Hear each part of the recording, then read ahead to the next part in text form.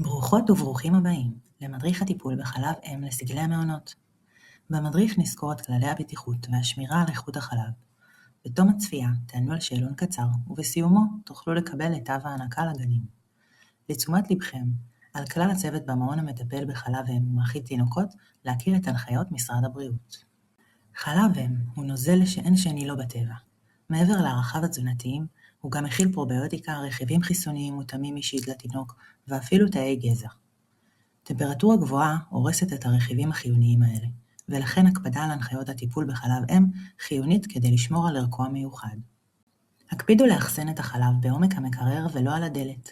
החלב צריך להיות מסומן היטב בשם, בתאריך שאיבה ובמידת הצורך בתאריך הפשרה.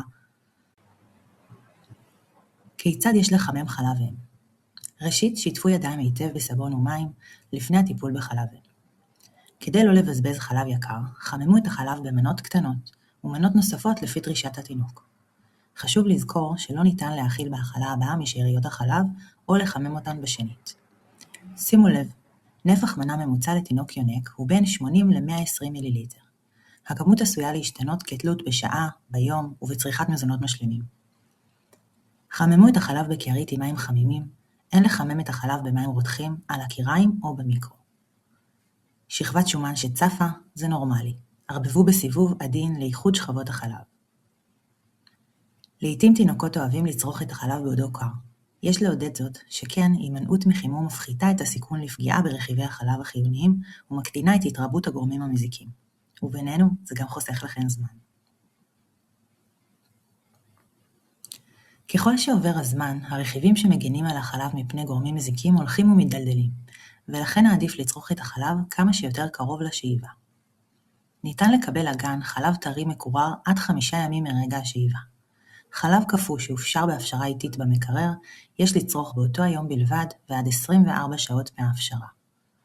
שימו לב, חלב שנשאב בחמישי ניתן לצריכה ביום ראשון, ומומלץ לא להקפיא אותו, אלא לשמור אותו במקרר.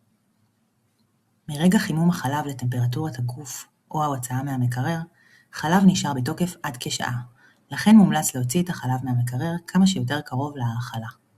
שאריות החלב בבקבוק תקפות עד שעה אחת מסיום ההאכלה. יש חשיבות גם לאופן שבו מאכילים את התינוק בחלב אם. מטרתם של דגשי ההאכלה הקצובה והקשובה היא לשמור על מנגנון הרעב והשובע הטבעיים שיש לתינוק. שמירה על מנגנונים אלה מסייעת בהפחתת הסיכון להשמנת יתר בבגרות. לכן דגשים אלה תקפים לכלל התינוקות הניזונים מבקבוק, בין אם בחלב אם או בתמ"ל. תנוחה. התינוק במנח זקוף. מומלץ לגרות את השפה העליונה כדי שיפתח פה גדול. יש לשמור על קשר עין עם התינוק למניעת חנק.